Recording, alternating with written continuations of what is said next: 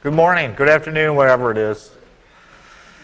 Today we're going to talk about warfare during the, that's loud, warfare during the Second Industrial Revolution. It's only taken me 4 weeks to get 100 years, which those of you that took my class on War in the Pacific know it took me 3 weeks to get through the first day. So we're making significant progress.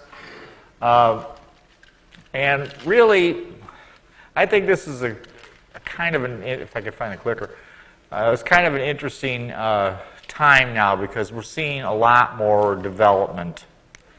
The Second Industrial Revolution takes place from 1867 till 1914. I'm not sure exactly how they know exactly those are the days, but that's what people say. It's commonly referred to as the Age of Synergy. We've seen now with the Second Industrial Revolution major changes. We see vast expansion of railroads, vast expansion of steam power. We've seen machine tools being used a lot more. So everything is accelerating. And in this time frame, we're also going to see completely new inventions. We're going to see things like the telephone. We're going to see vast increases in the production of steel.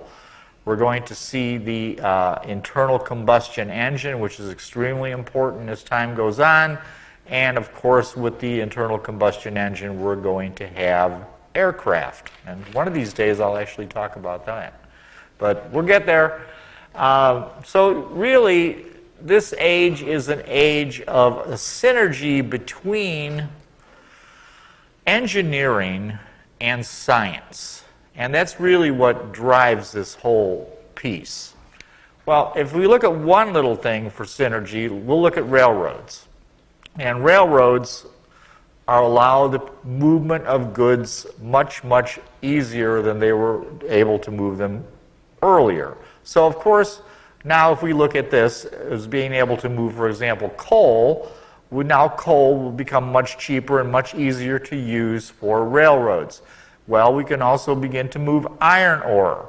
And by moving iron ore, we can make more iron rails and make more railroads. So between these things being more and more efficient, we see a synergy between them where it leads to the ability to make railroads in the United States during the 1880s at 75,000 miles of railroads, which exceeds anywhere in the world. But you can see that things are just accelerating during this time frame. Now, if we look at the picture, we can see the green line. That is the United Kingdom. And what this is a per capita level of industrialization for these countries from 1750 till 1910. And so Great Britain starts out with a huge advantage. But the next line, this kind of gold-colored line, is the United States. So you can see by 1900, the United States has actually surpassed Great Britain in industrialization. The third line, kind of coppery-colored, I guess, would be Germany. So Germany, you can see, also is accelerating rapidly into industrialization, still well behind the others. And, of course, the blue line being France. So the French are in fourth place this time, and then I will refer to it as fuchsia-colored line, would be the Austro-Hungarian Empire. And they are basically in fifth place. So when we look at World War I, you can see that the levels of industrialization for the Entente powers is significantly greater than for the Central powers. When the addition of the United States is added in 1917, indeed, now they have a huge advantage in industrialization. So you can see how this would have a relative effect on how World War I plays out. Well, what else goes on at this time is the creation of steel. And this is the very famous Bessemer process. I think most of us are probably somewhat familiar with this. By injecting more air, you get oxidation, which removes the impurities from the steel. The one problem with the Bessemer process is it's dependent on hematite iron ore. Hematite iron ore is really only found in great quantities in Great Britain and in the United States. Not as much in Europe per se. So the initial use of this thing becomes helps the United States and Great Britain, of course, achieve a superiority in the making of steel early on. Of course, other processes are later invented to use this other type of iron ore, and of course they will eventually begin to catch up. But again, it gives them initially a great advantage. Well, Bessemer is the one who invents this process, and the reason he does is because he has talked to Napoleon III, the Emperor of France, in 1854, and Napoleon III is lamenting that he can't make cannon out of steel. He'd like to really make cannon out of steel, but he can't do that because steel is too expensive. It's really only used to make things like cutlery. So Bessemer says to himself, you know, I made up my mind to try what I could to improve the quality of iron in the manufacture of guns. So the initial use of steel production in this method actually comes from his ability, or desire, I should say, to make weapons. And indeed, by 1856, he has patented this new method, and indeed, steel production will rapidly rise. Let's look at that with Andrew Carnegie. Carnegie takes a license out on this Bessemer process, and he begins to make steel rails. That's what he does. And steel rails are costing $100 a ton. Once he starts to use this process, they drop to $50 a ton. As the Thompson Works, which I believe is still in Pittsburgh, obviously vastly updated from this time period, but still there, by the 1890s, he has dropped the cost of a steel rail per ton to $18. The United States, before the creation of the Thompson Works, is making 157,000 tons of steel annually. With the Thompson Works open, and by 1910, we are now making 26 million tons of steel annually. So there's a giant increase in the ability to make steel, which will have, of course, a very vast effect on weapons, because cheap steel can now be used not just to make buildings and rails for railroads, but it can now be used to make ship hulls, can be used to make cannon, can be used to make rifles, and everything will accelerate. So steel is one of the big revolutions that leads to how the war is fought in World War I.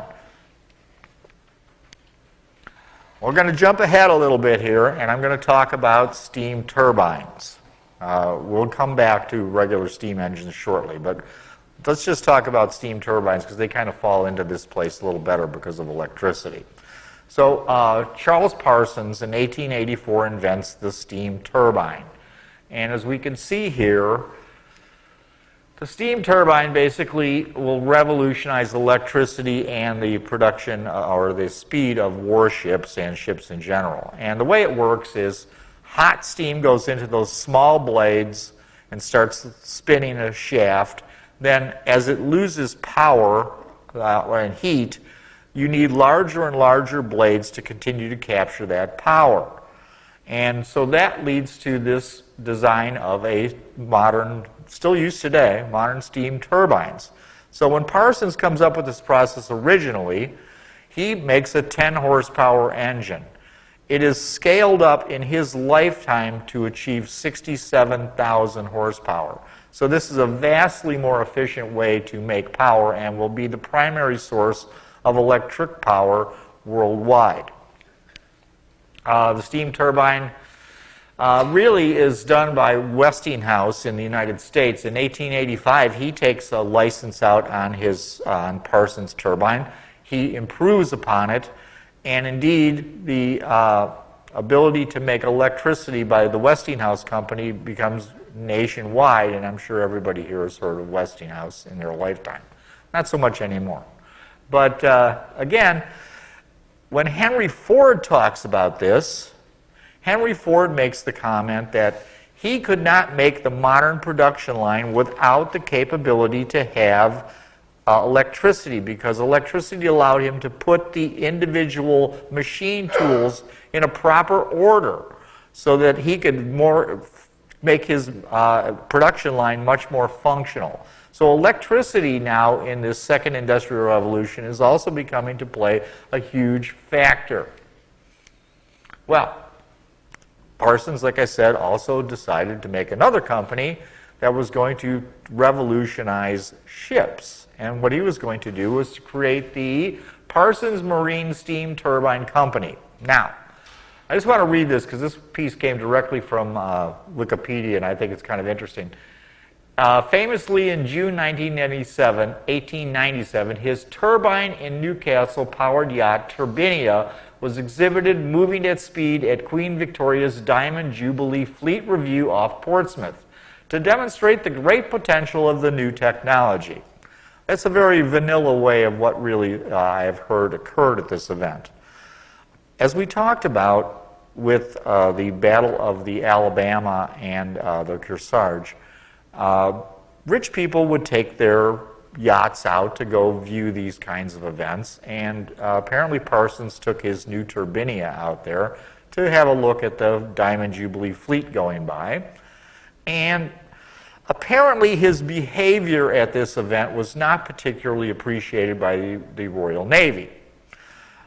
He was taking the Turbinia at full speed and zipping around the procession and charging through it and just generally raising hell to demonstrate how much faster his ship was, because it was capable of 39 miles per hour compared to the fastest British ship at the time at 31.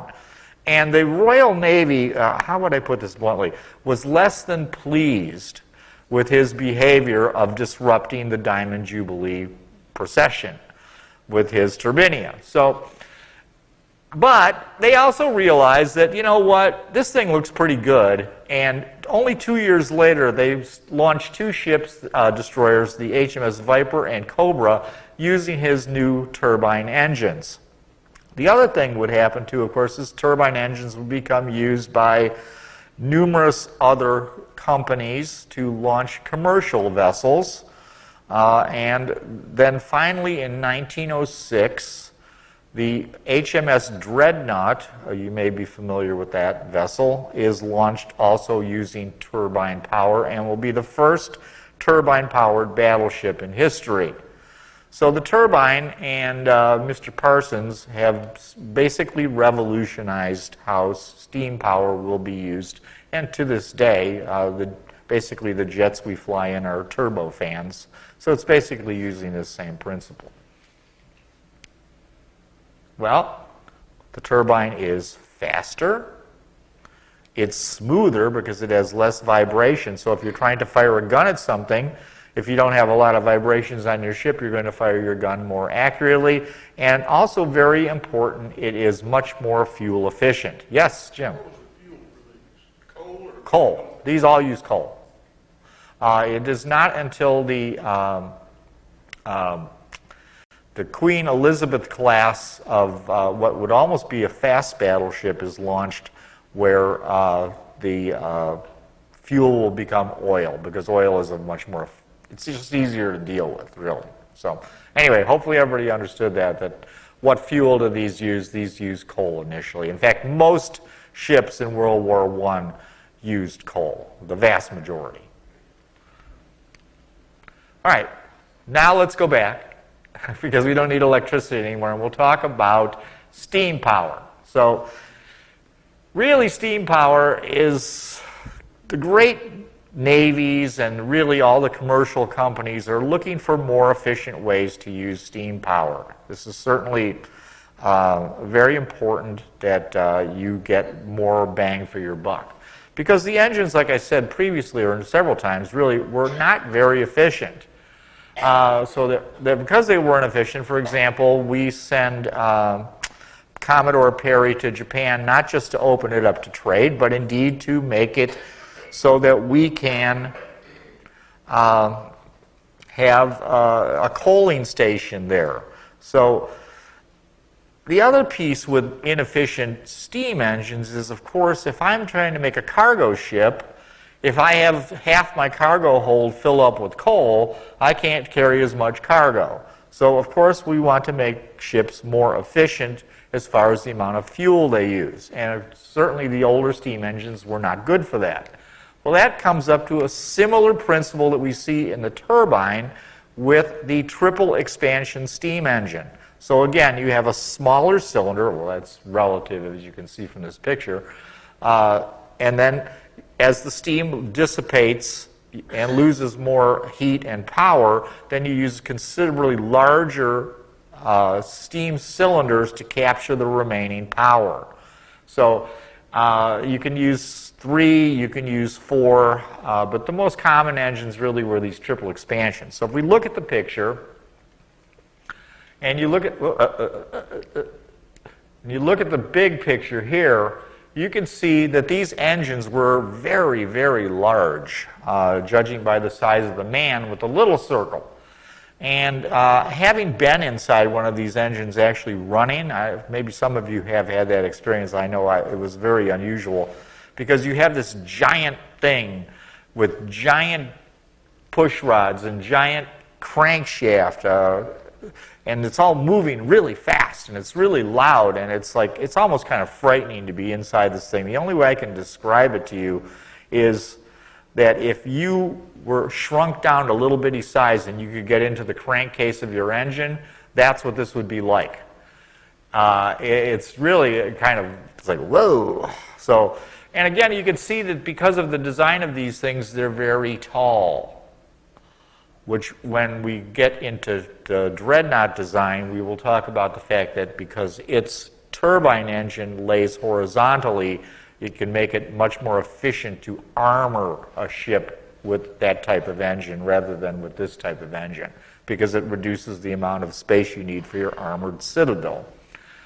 Another piece with this I just really want to make briefly, it's going to kind of make this sound like this really isn't very fuel efficient, but they really were an improvement. And to give you a scale on that is, if you look at the picture here, that is where the stokers were. They would feed giant furnaces with coal, and sometimes the coal would be sprayed with oil. And that was to generate more heat and have it burn faster. Well, when a battleship was at speed during World War I, there'd be like 20 plus of these big boilers to make steam power for those giant pistons, and they would shovel as much as 20 tons in 1 hour burning coal to make these ships go at full speed. Now, of course, when you're not going full speed, you don't need to use that much, but again, it's just an idea of how much coal was being used and how much smoke that was producing during a battle at this time. It gives you a great idea, so when we get to World War I in Jutland, you'll have an idea of how visibility may not have always been that great. Yes? Look back at that picture. What is the idea behind the backward rake of the smokestack? Oh, it's just simple.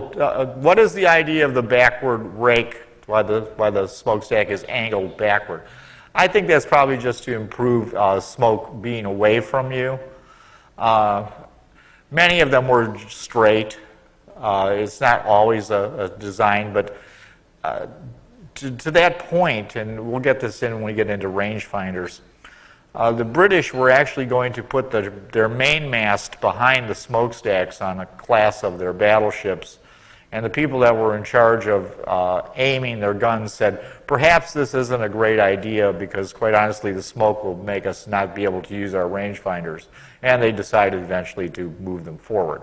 So, but yes, that's why you'll normally see the mast ahead of the smokestacks in virtually any class of battleship or even cruisers, destroyers, because again, their rangefinders are mounted up high.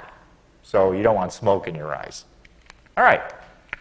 All right, so the triple expansion engine is not basically gone away for many, many years. For example, the Liberty ships that we're probably familiar with from World War II, of which 2,700 were made, the largest single class of ocean-going vessels in history, they were all powered by these triple expansion steam engines. So triple expansion steam engines were relatively efficient and were used for many, many years. And that brings us to this little guy, the Devastation class. And the reason I included this picture really is the fact that this ship looks very, very modern. And yet she was created in 1970. So you can see how quickly the look of ships has completely changed in such a short time. From the Warrior class, which looks to me like a typical sailing ship, to the Devastation class is only 9 years. So is she truly a modern ship? No, not really. She has a wrought iron hull. She has muzzle loading cannon. She has the old style engines of steam engines, so she burns a ton of coal. So she's really only used as a coastal defense ship primarily because of the coal output used on this type of vessel, but still looks very, very modern.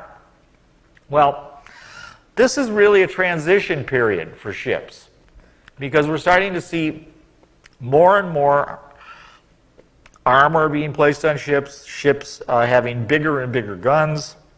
And it creates a confusion, the best way I can put it, for naval powers throughout this period.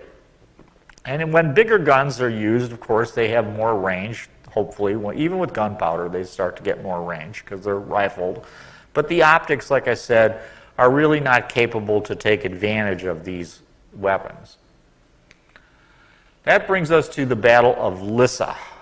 And this is the first ocean-going battle between ironclads. So we have an Italian fleet, and we have an Austrian fleet. And what happens here is, we saw in the Civil War, the American Civil War, is the fact that the cannonballs and the shells bounce off these wrought iron armored ships.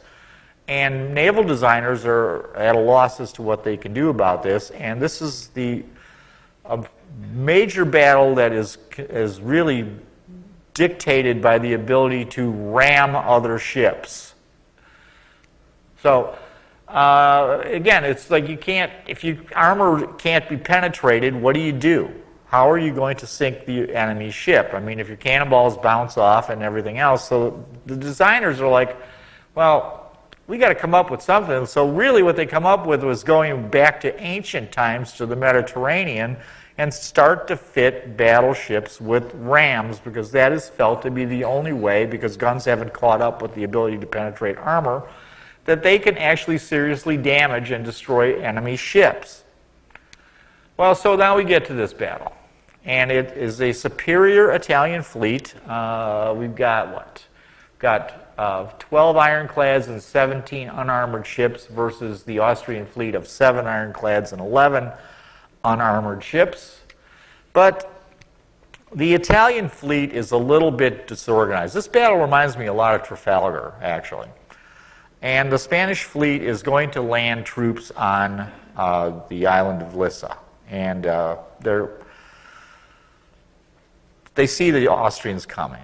And they're like, oh, heck, we got to stop doing this. And so they start to get to change and to change what they're doing completely. And their Admiral Persano, he's like Villeneuve, and he starts, well, maybe we should get in a line of battle, maybe we should get into columns, maybe we should do all these other things. Well, he also has done another bad thing.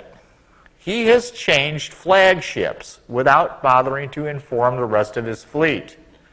So the fleets, because of flag hoists, right, flagships, don't know where to look to see where they should be getting directions from.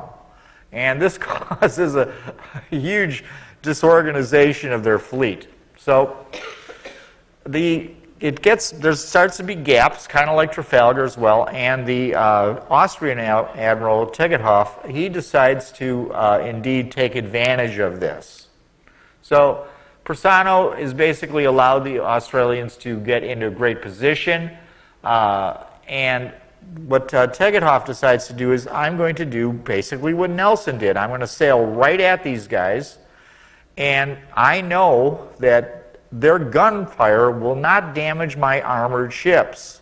So he indeed lets them cross his T, but his goal there isn't to get between the ships and then rake them with gunfire. No, his goal is to crash into them and sink them by ramming. So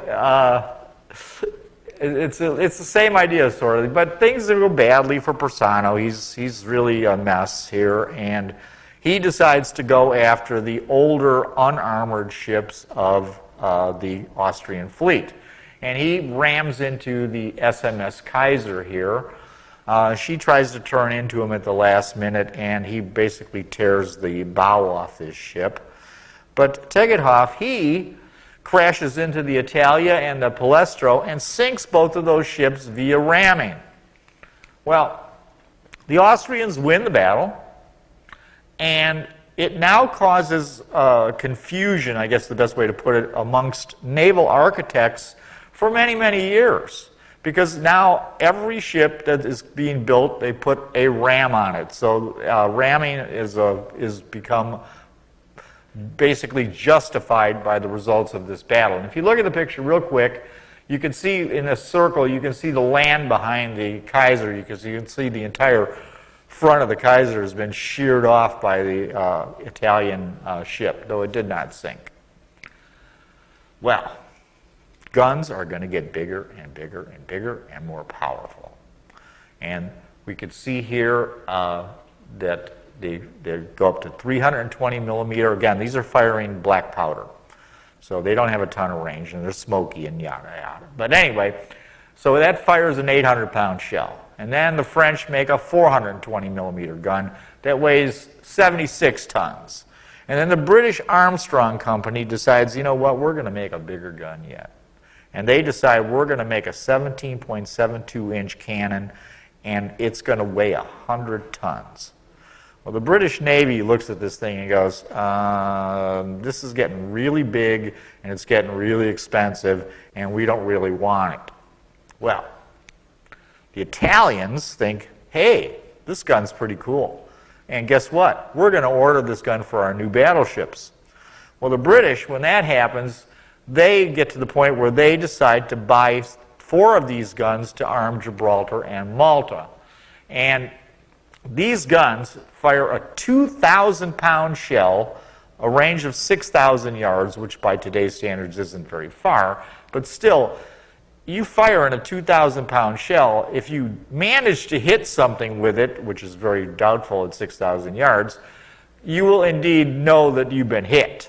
So it takes 45 men to operate this weapon, and it fires 1 round every 6 minutes. So it's very, very slow to fire this weapon. For example, if I'm shooting at another ship that's going 15 knots, by the time I load this thing and fire it again, it has traveled 1.75 miles. So it's almost, so by the time you actually shoot this thing, it's, your target could be up pretty much out of range. Well, you can see these guns. There are 2 of them, I believe, still in existence. One is at Malta, and one is at Gibraltar. And if we look at the top picture, you can see how these guns were operated. So I've got the guns in a turret, and I fire. Boom. Now what I have to do is I have to turn the turret over the deck of the ship. 2 hatches open up. The gun barrels drop down into the hatches. Then steam-powered mechanical operation jams shells into those barrels, jams powder into those barrels, puts in a plug. The gun lifts back up out of the deck and turns back to fire on the enemy. Well, again, by the time that happens, the enemy could be anywhere. Next big invention, the torpedo. This is a huge, huge change. Not initially, but will become a great factor in military history. So the guy's name is Whitehead. He's actually working with the Austro-Hungarian Navy. And he comes up with a weapon that can go underwater, has a warhead, is self-propelled, so it's not a mine. We were calling torpedoes mines in the Civil War, but now this is the locomotive torpedo. And it is an air-powered engine. So there's a steel flask, kind of like a scuba tank, and that is driving this little 3-cylinder engine. And this thing is able to maintain its depth. It's able to go in a relatively straight line. It's big technology, really, for 1866. And it is first used effectively in 1878, once again by the Russians, who sink a Turkish ship with it. So it is really a major advantage for weaponry. Well, it makes it possible, in effect, people believe, that you can take a small ship now and arm it with torpedoes, and you can use this ship to sink a battleship. Not so sure, really, that these were capable of that at that time. They only have a range initially of 200 yards and only carry a 40-pound warhead of gun cotton.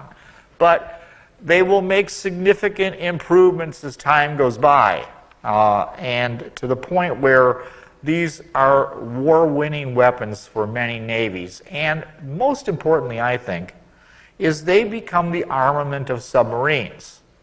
So now a submarine can stay below water and fire something out that's able to hit an enemy target, so it's a standoff weapon. Whereas previously, as we saw with the Hunley's capability, it had to basically ram into something to basically destroy it, or it gets so close to it, it was like ridiculous. But now the submarine will be the actual beneficiary of the torpedo. Well, I told you there's a lot of strange ships being built right now, and the naval architects really don't know what to make, because there's all these new technologies coming around. And that brings us to this ship, which is called a torpedo ram. Now, those of you that maybe have read H.G. Wells' War of the World would be remembering that indeed he mentions the torpedo ram being used to attack the Martians. Of course, I think this ship is kind of a Martian myself, but that would be me. The idea is torpedoes have such short range that you should probably best use them, and they're slow, that they're best used to attack ships at anchor in a harbor. Well, you got to be able to break into a harbor, because harbors have barriers.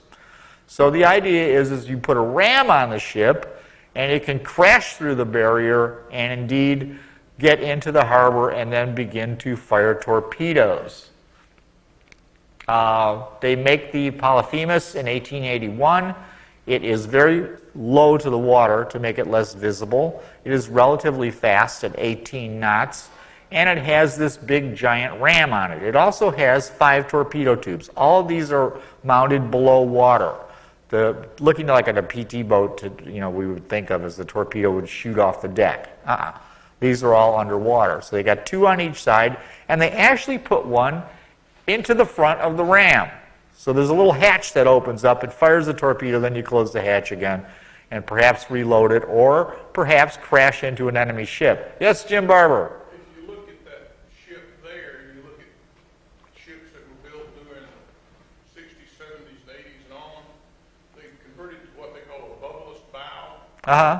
Which increased the speed of these big super tankers and container ships immeasurably, and had the same profile as that. They just put a big bubble on the front of the ship that rode under the water about where the water is there. Yes, he's talking about the bulbous bow design of modern ships. Looks similar to this. Of course, this is a completely different purpose. And actually, the bulbous bow, I believe, was patented, or not patented, but first used by the Japanese. For example, the Yamato had that type of design. So, yeah, but it does look like that, but this one wasn't for that purpose. This was to sink enemy ships. Yes?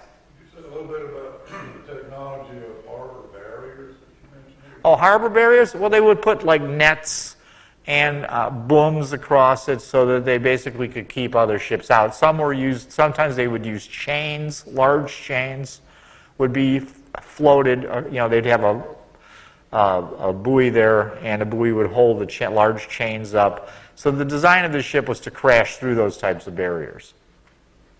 And it was actually tested and proved effective against them. Would the barrier be, they could just lower the whole thing when the ship's in the harbor? They open them up, usually. They would have ships come and tow them open. That was a Pearl Harbor used that. No, I can't say that everybody used that method, but that's how they would use it at Pearl Harbor, for example, to keep anti-submarines out with anti-submarine nets, for example. Would be a typical type of harbor defense. Okay, that brings us to smokeless powder. Yay, we finally got to it. This is a huge, huge advantage. Of course, if you look at this stuff, it really doesn't look like powder, does it? It actually looks like little chopped up rods. And we've talked about how you can't have good command and control with all this smoke on the battlefield. People can't shoot properly because they can't see the enemy, so it negates a lot of the advantages of the range of the rifle muzzle-loaded gun. But the interesting thing about gunpowder actually too is gunpowder is a low explosive that does not detonate but rather deflagrates. That means it burns quickly at subsonic speed. So gunpowder produces significantly less pressure than smokeless powder. The first practical smokeless powder is created by Paul Viel. He creates this thing that he refers to as powder B. It will not detonate unless it is heavily compressed, so it's very safe to work with. And it's much safer than other nitroglycerin type propellants. Briefly, when Teddy Roosevelt goes to fight at San Juan Hill, he has a thing called a dynamite gun, because nitroglycerin explosives have a problem. If you fire them out of a cannon, they're liable to be compressed too much and explode in the barrel of the gun. So the dynamite gun actually is a giant air cannon. So basically you use compressed air to push the shell out at very low velocity, and then it won't blow up in the barrel on you. So this powder makes a huge, huge difference. Well, why is it different? And if you see, actually, it's not necessarily a powder. For example, the British .303 rifle cartridge actually just keeps them in complete filaments. But anyway, I can shoot now on a much flatter trajectory because I'm going to be able to shoot this bullet with 3 times more power. The other piece is now I can make the bullet much smaller because I don't need a big giant chunk of lead to hit something and have that mass effect. I can use the speed of the bullet to increase the hitting power. So now I can have my troops carry a lot more ammunition because the ammunition itself is much lighter and smaller. The other piece is this stuff it will fire when it's wet. So you don't need to be as cautious about it. So there's a lot of advantages aside just from the smoke aspect of these new propellants. And you can also see, because these propellants are so powerful, that the bullet itself now needs to be encased in another type of metal, because the plain just lead bullet would actually deform under these types of pressures. So we see the bullets now being wrapped in another type of metal. So there's a huge advantage in these types of weapons. 3 times more powerful, like I said, and with the combination of rifling and the smoke aspect, you can have much, much greater range. So it's possible to shoot something now at 1,000 yards and actually hit it. But again, once again, we have the problem with ranging devices. So that's still not going to be there for a while. Well, that brings us to the water-cooled Maxim machine gun, so why don't we take a break? And we will talk about this little devil here, which is the creation of a gentleman called Hiram Maxim. And he was originally born in the United States, but he moved to Britain and became a very famous inventor there. And he invented what is known as the modern machine gun. And this is the weapon that is most associated with the British imperial conquest. Now, I'm not sure if that's actually true, but it is certainly associated with that. And we will talk about that in depth. So how does this thing work? Well, if we all remember Isaac Newton, for every action there is an equal and opposite reaction. So what happens is you have your gun, and when you fire a bullet out the barrel, there is also a reaction going backwards. That reaction can be used to open the bolt. It can be used to extract a cartridge. It can be used to feed in another bullet, and then the bolt being on a spring will push that bullet in and it will fire again. So the weapon can be used as automatically run rather than a hand-operated gun, so it becomes in effect the same thing as a machine tool.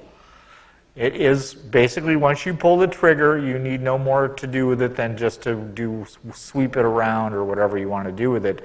You don't have any other interaction but to feed it raw material, which in this case would be cartridges. Well, it can fire, even early on, 600 rounds per minute. But when you combine this weapon with modern smokeless powder, modern cartridges, and modern metal-jacketed bullets, this thing becomes the weapon that we are familiar with today. And of course is one of the primary causes of the stalemate of the trenches of World War I. So quite an advance. Well, this would be its big brother. This is the famous French 75 millimeter cannon, and it was developed in 1897. This guy is able to fire 15 rounds a minute, and these are aimed shots. Now, what do I mean by that? It has a recoil mechanism. So instead of ejecting a shell, what it does is the recoil mechanism absorbs the shock of that reaction going backwards. So instead of having to take the gun after it fires and rolls backwards and then pushing it back up and then re-aiming it and firing it again, this gun stays in place. So when I fire this gun, I can just feed it ammunition as fast as I can get it in there, and it will stay on target. So it's capable, again, of 15 rounds a minute. It can fire out to 8,500 meters. Again, you have to be able to visually see that. You can't use it for indirect fire particularly, but it is quite an advantage. Well, what new technologies are used by this weapon? Well, of course, we're using VL's smokeless powder. It has self-contained ammunition. So in other words, the ammunition is one piece. It's a big, giant brass cartridge, so it looks like a big bullet. It has the hydropneumatic capability of absorbing the recoil force, and it has a rotating screw block breech from Nordenfelt. And what I'm going to do is I'm going to send you a video of this gun being operated. This is actually a picture I took at the Imperial War Museum. And this gun's soldiered on, probably still soldiering on. In World War II, for example, we were mounting this gun into the front of a B-25 bomber to give it more effect as ground attack. I would not be surprised at all if there are smaller nations that are still using this weapon today, dating back to 1897. So it was really the greatest invention in artillery of its day and led to all modern artillery that we use today. Right. Yes? So it's firing every 4 seconds. How are the shells getting in there? By hand. Okay. And I will send a video and you can watch them load and fire this thing really quick. Well, this guy, how can I put this?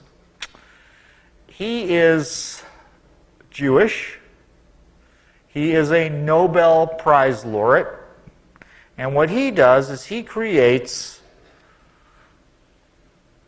the ability to extract nitrogen from the air. Now, most nitrogen fertilizers are created from, at this time, were from Chile, perhaps, and it was bat guano, in other words, bat feces that had been dried, and it would be used to extract the nitrates from that, and that was the primary source, one of the primary sources of fertilizer for the world. He comes up with a process with the Bosch company to extract nitrogen and therefore create ammonia products, which can be used to make fertilizer, and he makes this thing work so well that half of the world's population today is alive because they eat food that is grown with the fertilizer types that he has created. So 100 million tons of fertilizer per year are made with the Haber-Bosch process. So in other words, half the population wouldn't be here, really. We'd be starvation everywhere without this process. This process has another use, though. You can use these same products to make explosives. So World War I, the Germans are blockaded.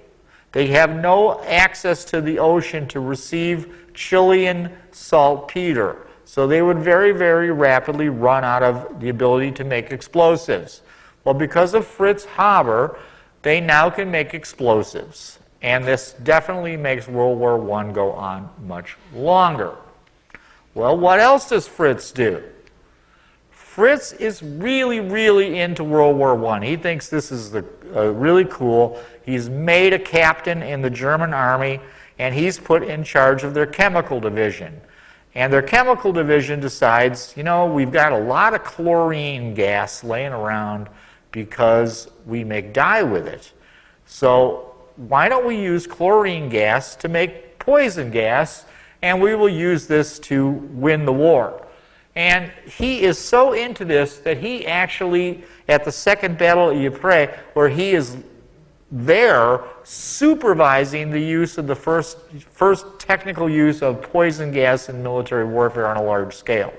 So Fritz is way into that. Well, the war now becomes a war of Nobel laureates as far as gas warfare goes. We have the French Nobel laureate, Victor Grenard, and he's fighting with Fritz Haber, and they're making more and more and more different types of poison and other types of gases to incapacitate the enemy. And Fritz, he looks at it this way. During peacetime, a scientist belongs to the world, but during wartime, he belongs to his country. His first wife, it's believed, was not particularly happy about his behavior, and during the war, she actually commits suicide. And it's thought that this was a great possibility was that she was very, very disturbed with what was going on with Fritz's behavior, running these things. So that's a question. And Fritz really thinks that, you know, death is death. It doesn't really matter if you're shot with a gun or if you're blown up by a shell or if you use poison gas. He just thinks this is really all just the same thing, and it really doesn't matter. Well, after the war, he goes on to be the head of an institute, and a chemical institute. And the chemical institute comes up with a product, an insecticide called Zyklon A.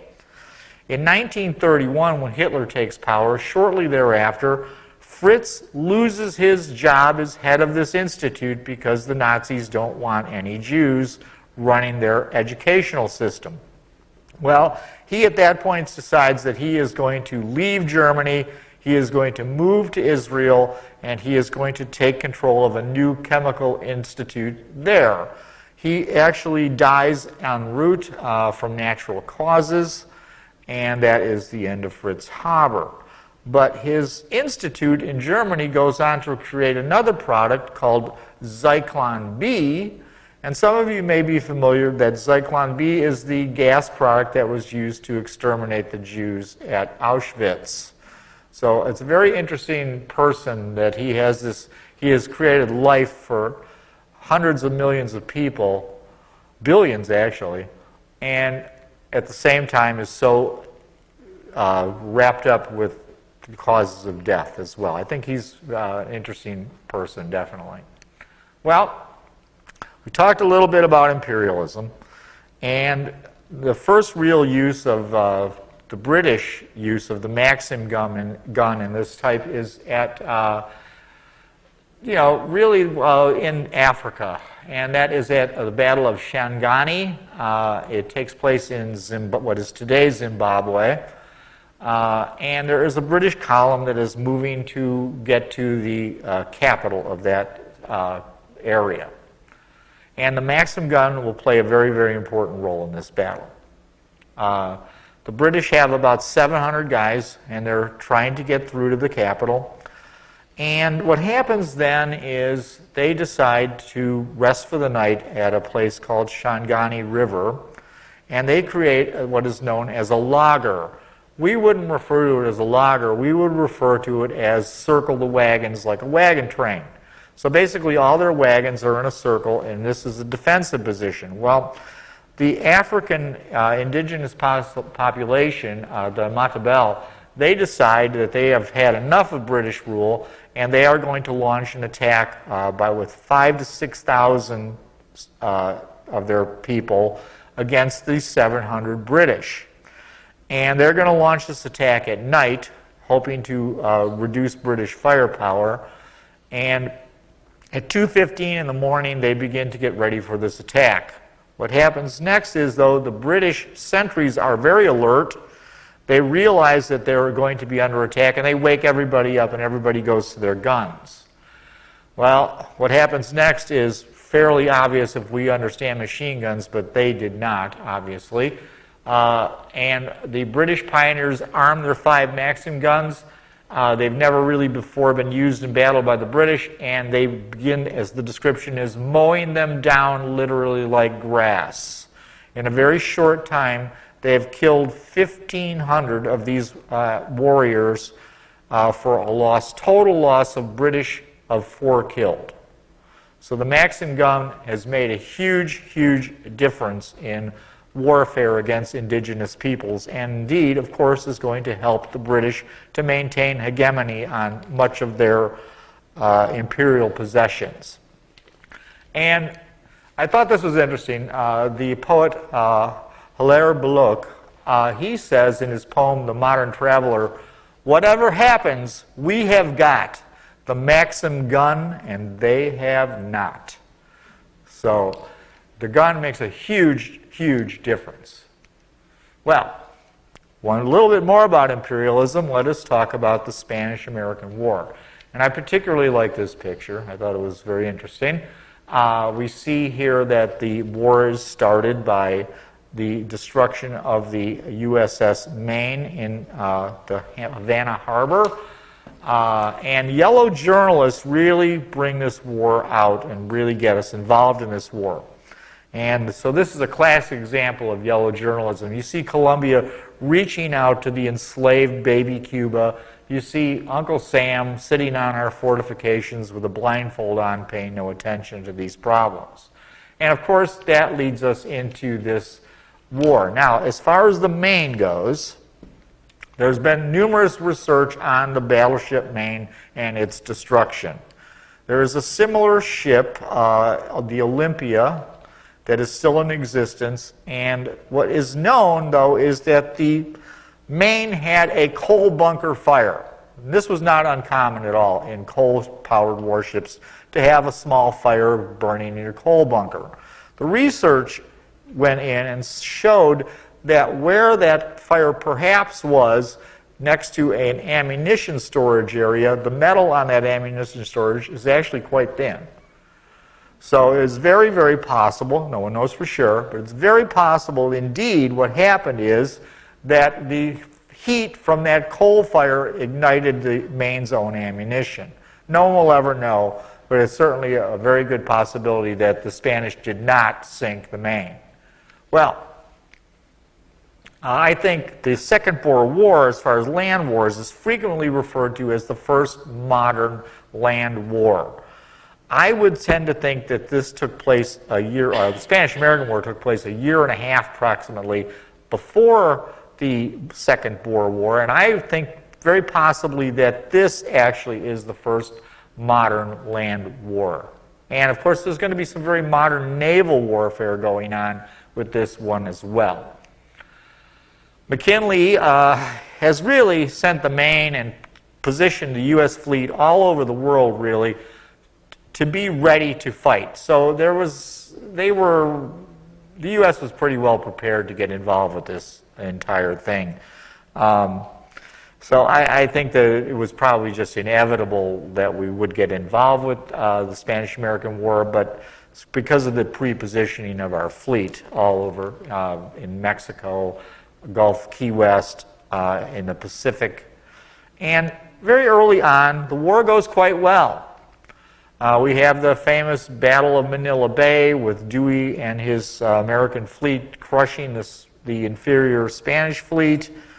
We go on to capture all of the Philippines.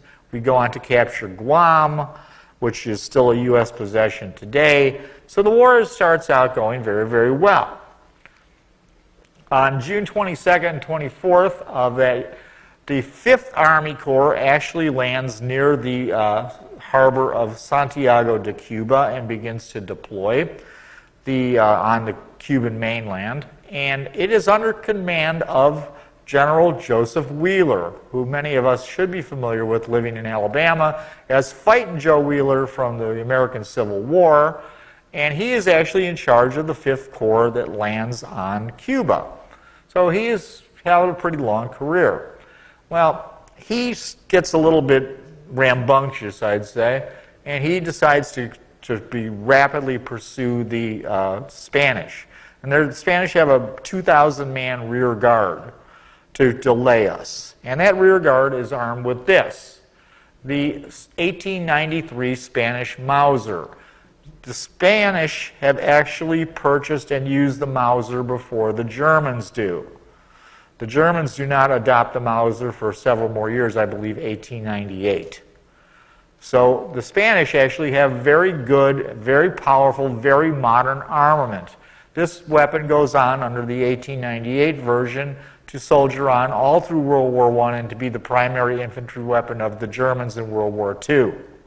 So it's a great, great gun. It's certainly equivalent with our 03 Springfield. Maybe not quite as good as the Enfield, but a great weapon nonetheless.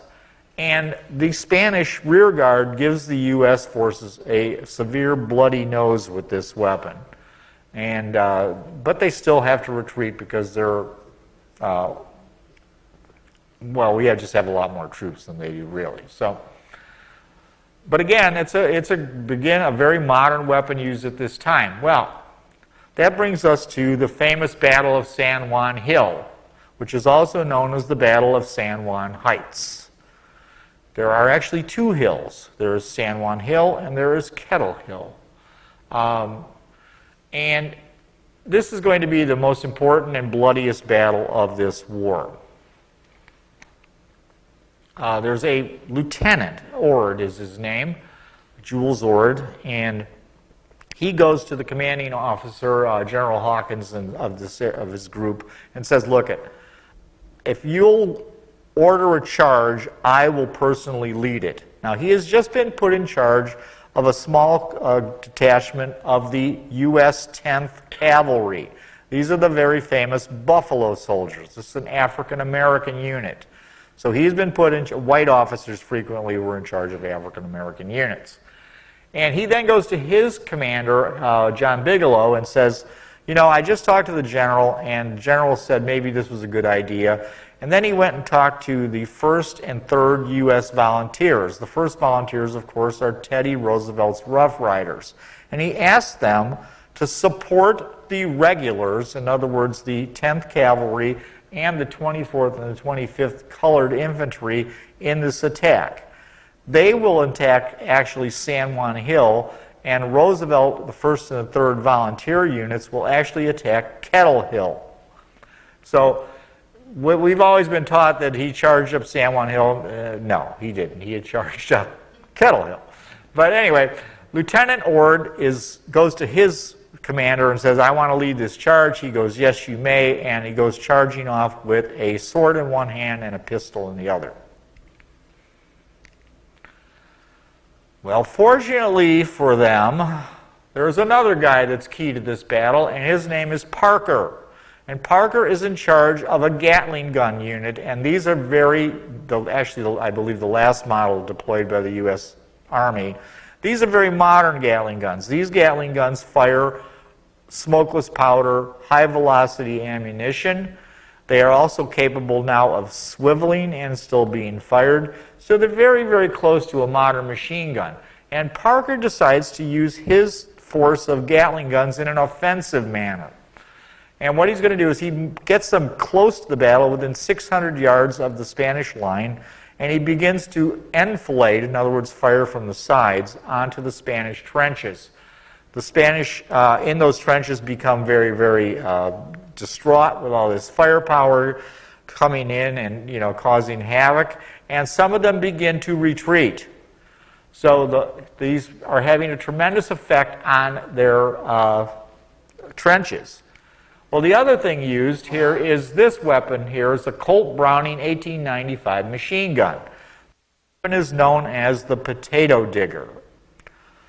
And I will send you a video of this thing being operated because it is unusual, I guess the best way to put it, how this thing fires. But let's put it like this. You don't want to put this thing too low to the ground or you will dig a potato. So, but again, we had the firepower now of multiple machine guns going in at this point on the Battle of San Juan Hill, of course, with modern rifles as well. Well, the Rough Riders under Teddy Roosevelt, Roosevelt feels that indeed Parker is key to this battle. And he says, I think Parker deserved rather more credit than any other one man in the entire campaign. He had the rare good judgment and foresight to see the possibilities of machine guns. He then, by his own exertions, got it to the front and proved that it could do invaluable work on the field of battle, as much in attacks as in defense. One of the Rough Riders says, we were exposed to fire, but there was very little. Why? The Gatling guns had opened up, and everybody yelled, the Gatlings! And away we went. The Gatlings just enfiladed the top of those trenches. We'd never been able to take Kettle Hill if it hadn't been for Parker's Gatling guns. So indeed, modern firepower is the key to winning this battle. Well, let's go back to this. I think this is kind of a picture that maybe many of you have seen. Famous picture of Teddy Roosevelt and the Rough Riders at San Juan Hill. You may not have seen this picture. This is the same picture taken at the same time, and you can see Roosevelt in the center circle, but to the right circle you can see the African American troops that were deployed there. Ord has charged up the hill. He has driven the Spanish from their trenches. He is now directing the fire of his men onto the retreating Spanish when he is shot in the neck and killed. The American press treats these people very differently. The Rough Riders and, of course, Teddy achieved considerable fame.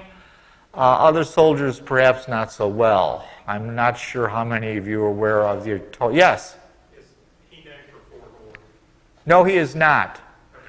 Okay. Fort Ord is named after, I can't think of the guy's first name, but he was a general out in California. Anyway, the question was he named after Fort Ord? And the answer is no, he is not. Anyway, the popular press of the day makes much of Teddy Roosevelt and the heroism, but the request for Ord to receive a medal, not only made by the general in command of the unit, but his direct superior, is completely turned down by the United States Army. And so he never, ever receives any recognition for his heroism in this battle. I cannot tell you exactly why that is, but I have suspicions that it may have been the type of troops he was leading. Well, another famous person makes this statement. He was also there as a young officer. He says, the entire command moved forward as coolly as though the buzzing of bullets was the humming of bees.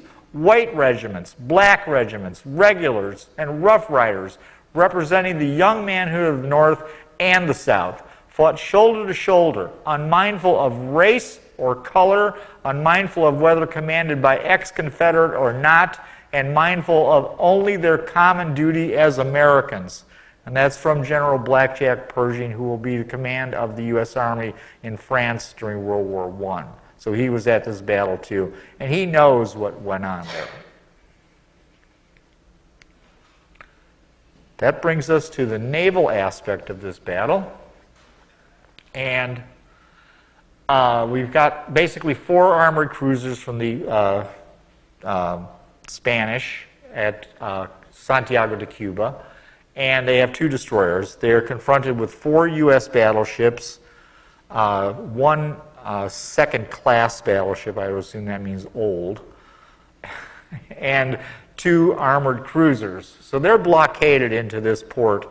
We can't go into the port to go after them, though, because the defenses of that port are too strong. So there's too many cannon and fortifications around there that keeps us out of there. Well, when we look at ships that were sent, 2 of them are particularly new, one of them particularly the Brooklyn.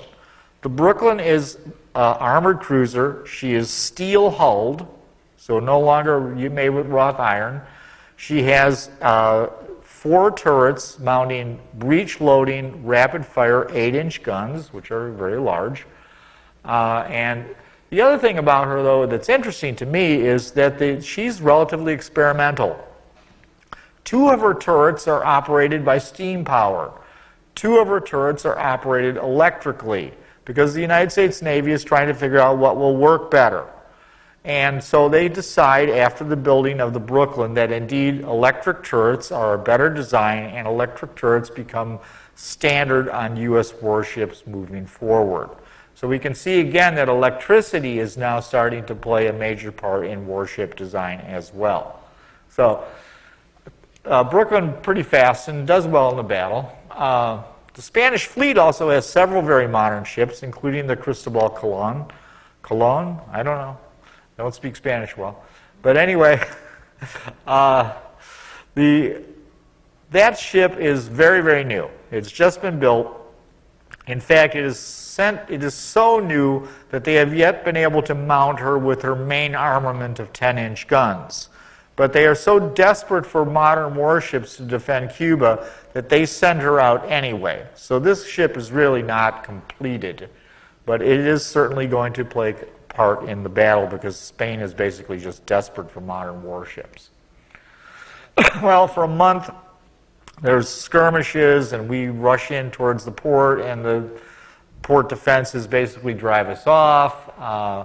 The Spanish Admiral Cervera, he is trying basically to get bad weather and hopes that he will eventually be able to escape because he's starting to realize that he's no longer going to be safe in the harbor of Santiago de Cuba because, of course, the U.S. Army is rapidly advancing towards to take the port.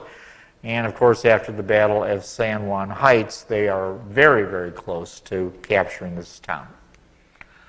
So they plan the breakout for 9 a.m. on Sunday, July 3rd. I think it's kind of interesting, too, that people always seem to want to attack the United States on Sunday mornings. I mean, if we think about Pearl Harbor. So Sunday morning, he decides that he's going to attack, or actually he's not going to attack, he's going to escape. And it also seems to be a good time because unknowingly, Admiral Sampson, who's in charge of the U.S. fleet, has gone ashore to meet with the U.S. Army. He has also sent 3 of his ships away to get new coal. So basically, our force has been reduced by 3 ships, and now we have the Brooklyn, the Texas, the Oregon, Iowa, and Indiana. Only 2 of these ships are really very new. That is the Brooklyn and the Oregon. The other ships are relatively older and slower. The command has gone to basically of these ships has gone not to Admiral Sampson, who is away, but has gone to, I believe his name is Schley. And he sees smoke rising from the harbor and realizes that the Spanish are going to try to break out. He rushes forward to engage the Spanish forts, but their fire back and forth is relatively ineffective. So the Spanish now are going to make an effort to break out, and some of these Spanish ships are relatively fast. Well, the Spanish try to escape, but unfortunately for them, their shells, their armament, is defective. So many of the times when they make hits on a U.S. ship, the shells do not penetrate or do not explode. So the U.S. shells do not have this problem, and the Spanish ships, one by one, are being deluged with fire from the U.S. ships. And what they're doing then is they're basically running them ashore, they're beaching their ships so that their crews can escape. Well, a couple of the faster Spanish ships are trying to make a break for it, especially Cristobal Colon, and fortunately for the U.S., the Oregon and the Brooklyn are fast enough to maintain position on these ships. And so they're basically keeping the Spanish ship against the shoreline. It can't break past them. And eventually the Spanish give up, run the ship aground, and destroy the ship. And so they can avoid capture, they escape to the land. What this battle shows is that it's a resounding U.S. victory. We have completely destroyed the Spanish fleet, and it justifies in many ways the creation and the expense for the modern American Navy. As we saw in Manila Bay, that we were successful against the Spanish there, and we are certainly successful against the Spanish here at Santiago de Cuba. So the modern American Navy has been, in effect, justified by these battles. What is less well thought of is the fact that these ships fired basically thousands of shells, and from all types of guns, and extremely close range. The ranges here were very, very close, and yet after firing all those shells, only 3% achieved hits. So we can see that naval gunfire has a long way to go to become an effective deterrent against, or to be effective against other ships. So 3% hits at close range, that's not a very good number. Well, does anybody have any questions? Because that's really what I have for today.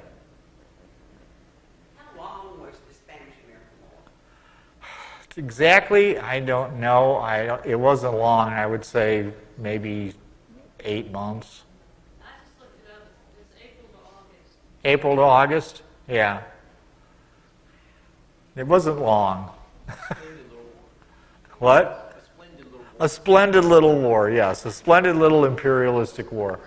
But you can see from the wreck of the Spanish ship, we did do some damage on their vessels. Anybody else? Any other questions? Yes, Jim. You remarked that one of our ships was a steel ship rather than wrought iron. Yes.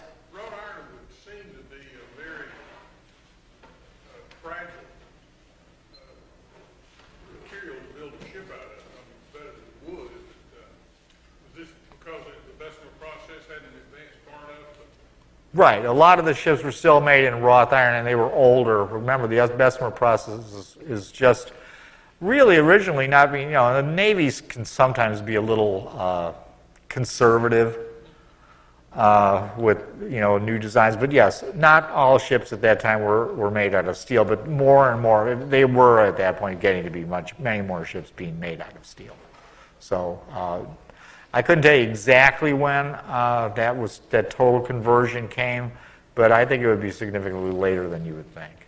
I was interested to see in that email you sent out the site on the ironclads, the Seven Sisters of Mississippi, the Union ships held in Mississippi, how they delve into that. You see how they actually built those ships, and they had it was layered. There was 3 or 4 inches of iron, and there would be 36 inches of wood behind it. Yeah, actually, those would. He's talking about the Pook ironclads in the videos I sent out from the Battlefield Trust. I believe that was from them, which were quite good. That's actually 2.5 inches of plate over that thickness of wood. But yes, they're wood construction ships, really. So, Bill, you got a question? Yeah, what was the mission of the Maine when it went into Cuba the first time? Showing the flag. What was the mission of the Maine going into Havana Harbor? Obviously to demonstrate America's willingness to support the Cubans. Were we invited? I don't think we cared.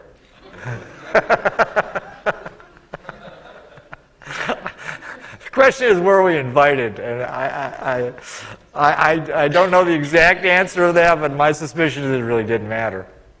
Maybe we need to send the NBA into Hong Kong. Yeah, that's a good thought.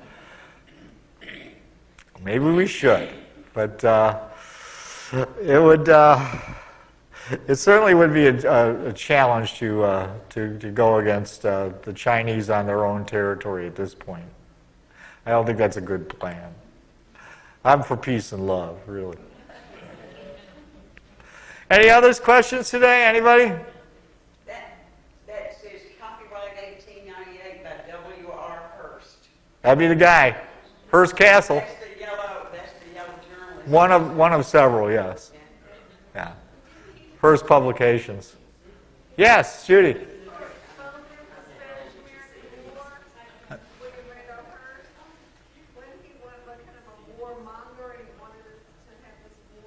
Yeah, William Randolph Hearst, the question is, wasn't he kind of a warmonger? Yeah, I don't know if he was as much as a warmonger as he wanted to sell newspapers. But, but the fact of the matter is, yes, he was one of the critical yellow journalists, in quote, that led to inciting the American public to demand that we do something to save those Cubans. Hooray.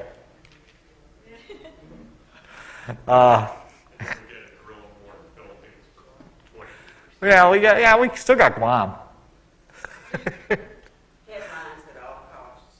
Headlines at all cost, absolutely. So, well, I guess that pretty much covers it for today. So thank you all for coming today. And next week we will finally get to World War I. Yay!